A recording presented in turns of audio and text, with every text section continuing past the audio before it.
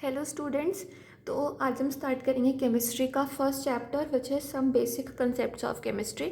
और यहाँ पे हम एनसीईआरटी को लाइन बाय लाइन पढ़ेंगे एंड इस चैप्टर्स के मैं आपको प्रॉपर नोट्स भी बनवाऊँगी इस वीडियो में।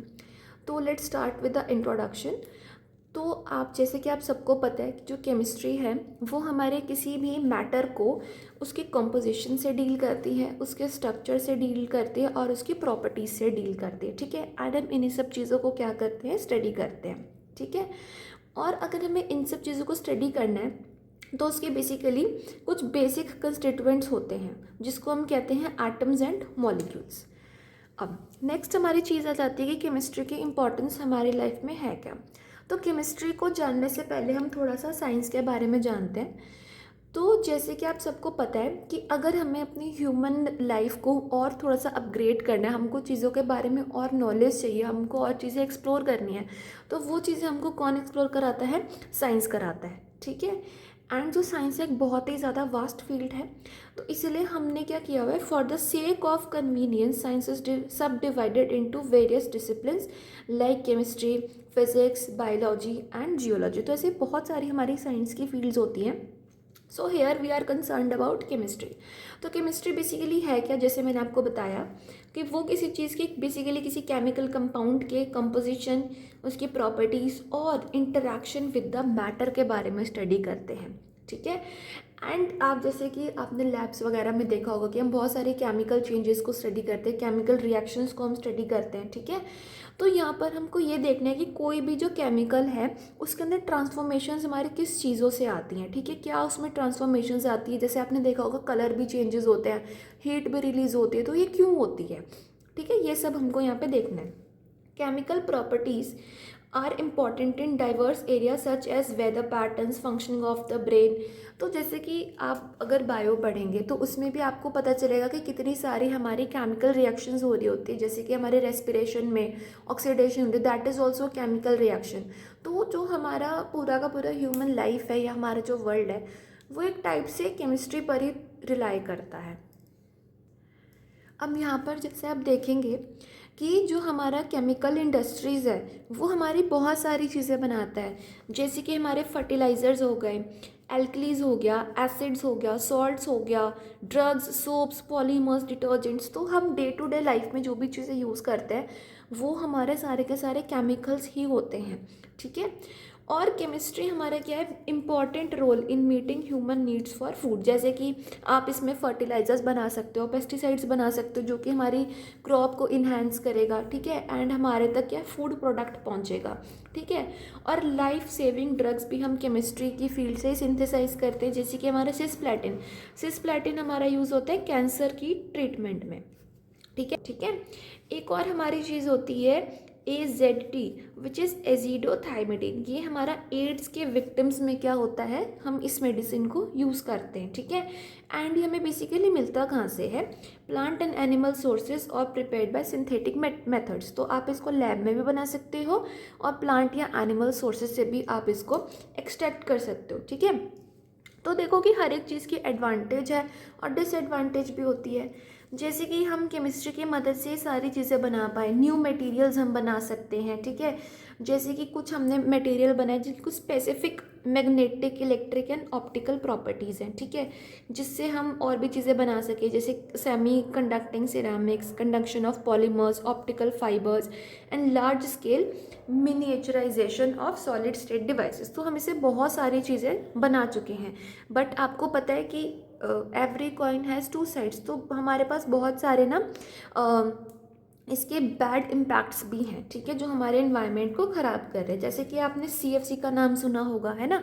तो this is also a chemical compound जो कि क्या कर रहा है, हमारे ओजोन डिप्लेशन में काम कर रहा है। ठीक है, और भी हमारे पास गैसेस हैं, जैसे कि हमारा मीथेन हो गया, कार्बन डाइऑक्साइड हो गया। तो they are also responsible for global warming.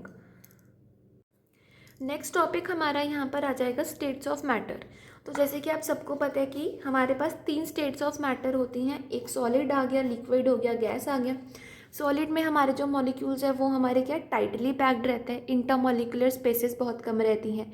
Liquid में थोड़ा लूज पैक होते हैं एंड गैसेस में बहुत ही ज़्यादा हमारे लूजली पैक्ड होते हैं। ठीक है, तो यहाँ पर ये पॉइंट्स भी लिखे हुए हैं ये solids have a definite volume and a definite shape.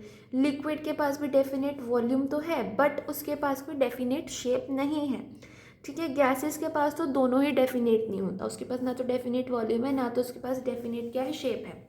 And हम इन तीनों को आपस में इंटरचेंज भी कर सकते हैं कि सॉलिड को हीट करके आप लिक्विड बना सकते हैं, देन फर्दर लिक्विड को हीट करके आप गैस बना सकते हैं, एंड कूलिंग करके आप गैस से वापस सॉलिड भी बना सकते हो। तो अब हम जैसे हायर क्लास में आ गए, हम 11th क्लास में आ गए, तो हमें पता होना चाहिए कि जो मैटर है, अभी तक आपने मैटर को क्या पढ़ा है कि anything that has mass and occupies space. तो छोटी क्लासेस में हम सिर्फ यही डेफिनेशन पढ़ते हैं, लेकिन अब हम देखेंगे कि जो हमारा मैटर है वो और भी फर्दर बहुत सारी चीज़ों में हमारा डिवाइडेड रहता है। So now let's start with classification of matter.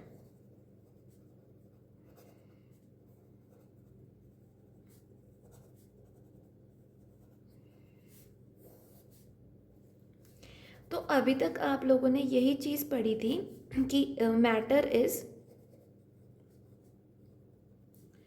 Defined as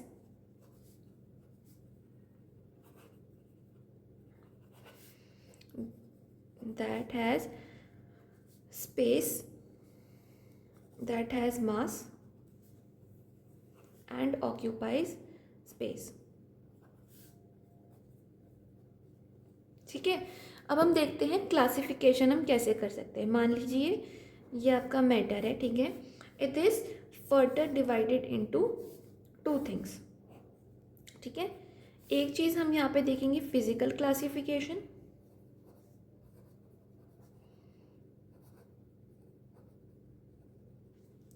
then we have the chemical classification।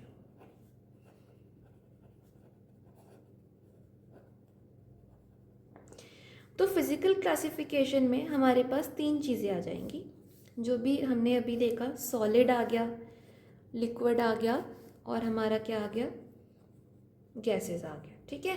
Chemical classification थोड़ी सी लंबी होएगी, पहले तो इसमें दो चीज़ें होंगी, प्योर सब्सटेंसेस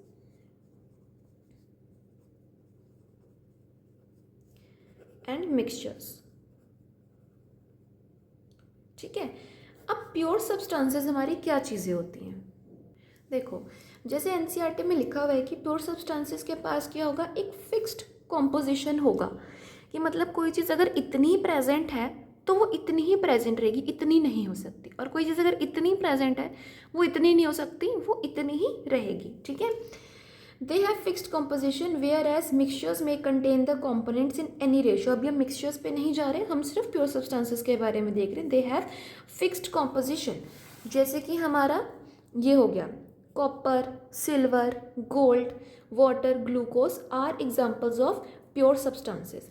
अब यहाँ पे ग्लूकोज के बारे में इन्होंने स्पेशली बात करी हुई है। ग्लूकोज का हमें फॉर्मूला पता है C6H12O6, एंड अगर हम इसकी डेफिनेशन पे जाएं, दे हैव फिक्स्ड कॉम्पोजिशन। तो फिक्स्ड कॉम्पोजिशन का मतलब यही है कि आपके ग्लूकोज के पास 6 मॉलिक्यूल्स 6 एटम्स ऑफ तुम्हारा ये है कार्बन है, 12 हमारे पास हाइड्रोजन प्रेजेंट है और 6 हमारे पास ऑक्सीजन प्रेजेंट है। तो ये इतने ही रहेंगे, तुम 6 के 7 नहीं कर सकते, 12 के 13 नहीं कर सकते, ठीक है। तो इसकी ये कॉम्पोजिशन हमारी फिक्स रहेगी। तो प्योर सब्सटेंस का हमारा ये मतलब है, ठीक है।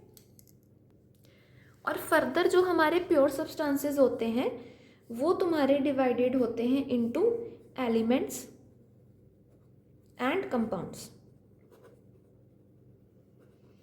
ठीक है। And elements are further divided into 3 things,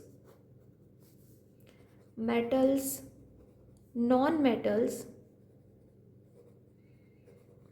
and metalloids, ठीक है। और अगर हम कंपाउंड के बारे में बात करें तो कंपाउंड हमारे क्या होते हैं, 2 टाइप्स के होते हैं, ऑर्गेनिक कंपाउंड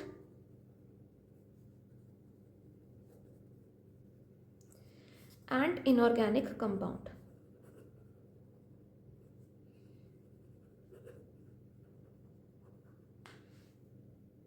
अब यहाँ पर देखिए नेक्स्ट कि pure substances can be further divided into elements and compounds, जैसे मैंने आपको बताया। और एलिमेंट आपने छोटी क्लासेस में भी पढ़े होंगे 9th-10th में, कि एलिमेंट जैसे हमारे पास क्या हो गया, सोडियम हो गया, ठीक है, पोटेशियम हो गया, कैल्शियम हो गया, ठीक है, आपने 20 तक याद भी करे होंगे, ठीक है। तो वही चीज़ होगी कि एलिमेंट बेसिकली क्या है कि जिसको तुम फर्दर सिंपलर सब्सटेंसेस में तोड़ नहीं सकते, ठीक है।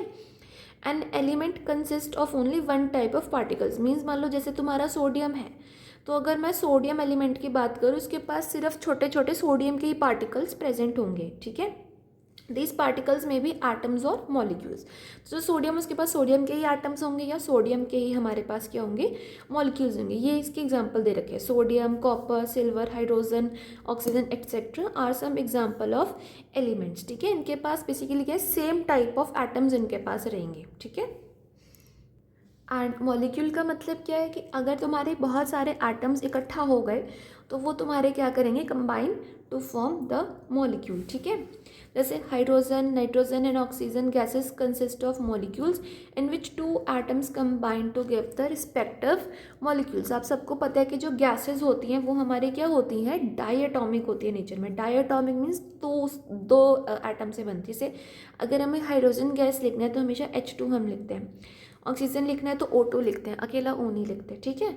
तो मॉलिक्यूल्स या गैसेस बेसिकली हमारी दो एटम्स को जोड़ के बनती है, एंड अगर हम बहुत सारे एटम्स को जोड़ देंगे तो वो मॉलिक्यूल बनाएगा, ठीक है। ये देखो, तो हम एलिमेंट्स के बारे में डिस्कशन कर चुके हैं। तो एलिमेंट्स हमारे मेटल्स हो सकते हैं, नॉन मेटल्स हो सकते हैं और मेटलॉइड हो सकते हैं, एज वी डिस्कस्ड। अब हम चलते हैं कंपाउंड्स पे। तो पहले जान लीजिए कि कंपाउंड होते क्या है। देखो, when two or more atoms of different elements combine, the molecule of a compound is obtained। जैसे कंपाउंड क्या है, आपका NaCl इज अ कंपाउंड, आपका water is a compound, ammonia is a compound. तो इसका बेसिकली मतलब क्या हो गया, अगर हमने दो या दो से ज़्यादा डिफरेंट एटम्स ले लिए और उसको हमने जोड़ दिया, जैसे मैंने यहाँ सोडियम लिया और हमारा क्लोरीन लिया, ये दोनों अलग अलग एटम्स हैं और इनको जोड़ दिया तो NaCl बन गया, जो नमक होता है जो हम खाते हैं।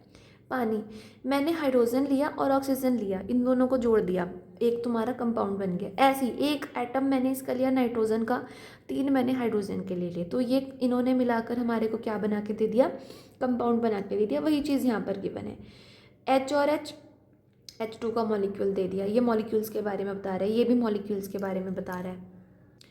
यहाँ पे इन्होंने हमें मॉलिक्यूल्स की रिप्रेजेंटेशन दे रखी है। Like water, we have 2 atoms of H and 1 of O, तो it will form a water molecule. Same with carbon dioxide, 1 atom of carbon and 2 atoms of oxygen, तो it will form a carbon dioxide molecule. अगर आपको organic compound और inorganic compound की definition लिखनी है तो आप इसको ऐसे लिख सकते हैं। तो इस तरीके से आप इसको फर्दर डिफाइन कर सकते हैं। अब अगर हम मिक्सचर्स के ऊपर चलें तो मिक्सचर्स हमारे 2 टाइप के होंगे, एक हमारा होमोजीनस मिक्सचर और एक हमारा हेट्रोजीनस।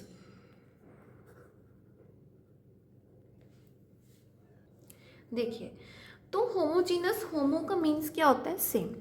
तो सेम जैसे कि आपने चीनी और पानी को घुल दिया, ठीक है, तो चीनी उसमें बहुत अच्छे से घुल जाती है, तो उसकी कॉम्पोजिशन थ्रू आउट यूनिफॉर्म रहती है, मीन्स कि हमें सेम सेम सा वो दिखता है, ठीक है, वो पूरा उसमें मिक्स हो जाता है, तो उस चीज़ को होमोजीनियस मिक्सचर कहते हैं, ठीक है।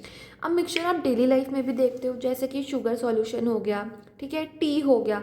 इनफैक्ट आपका जो एयर है that is also mixture, because उसमें बहुत सारी तुम्हारे एयर मिक्स होती है, ठीक है। A mixture contains 2 or more substances present in it in any ratio, ठीक है, which are called its components। तो components में बेसिकली सॉल्यूट और सॉल्वेंट आप कह सकते हो, ठीक है। अब मिक्सचर में भी होमोजीनस और हेट्रोजीनस, पहले हम होमोजीनस के बारे में बात करें, जिसमें क्या है, components completely mix with each other and composition is uniform through out, ठीक है, जैसे शुगर सॉल्यूशन और एयर, ठीक है। अब हम हेट्रोजीनस के बारे में देखते हैं। इसमें क्या है कि तुम्हारा कॉम्पोजिशन क्या है, सेम नहीं रहेगा थ्रू आउट, तुमको जो अलग तुमने कंपोनेंट्स डाले हैं इसमें तो वो तुमको अलग अलग दिखाई पड़ेंगे। जैसे अगर आप पत्थर लो और उसको पानी में डालो, ठीक है, और अगर आप जितना मर्जी उसको मिक्स कर लो, जो पत्थर है पानी में नहीं घुलेगा, आपको स्टोन अलग दिखेगा, पानी अलग दिखेगा, तो this is what heterogeneous mixture, ठीक है। जैसे mixtures of salt and sugar, grains and pulses along with some dirt, जैसे घर में आप दालें लेकर आते हो, ठीक है, तो जो वो दाल होती है या चावल होता है उसमें कभी भी कंकड़ भी पाया जाता है, तो उसको भी आप एक ऐसे हेट्रोजीनियस मिक्सचर की तरह समझ सकते हो, ठीक है, कि जिसमें आपको दोनों कंपोनेंट्स या दो से ज़्यादा भी कंपोनेंट्स अलग अलग दिखाई पड़ रहे हैं, ठीक है। अब it is worthwhile to mention that the components of a mixture can be separated by physical method such as simple hand picking, filtration, crystallization and distillation etc. ठीक है, कि इसका मतलब क्या हो गया कि अगर आपको कोई हेट्रोजेनियस मिक्सचर मिल गया तो आप उसको मतलब कि सेपरेट आउट कर सकते हो उसके कंपोनेंट्स को, ठीक है। नॉर्मली आप सिंपल हैंड पिकिंग कर सकते हो, जैसे कि चावल में से हम कंकड़ को अलग करते हैं, नॉर्मली हाथ से हम कर सकते हैं। फिर अगर आपको थोड़े से प्रोफेशनल मेथड्स पर शिफ्ट करना है तो फिल्ट्रेशन कर सकते हैं, क्रिस्टलाइजेशन कर सकते हैं, डिस्टिलेशन कर सकते हैं। So this is it for today's lecture, and from the next lecture we will start with significant figures.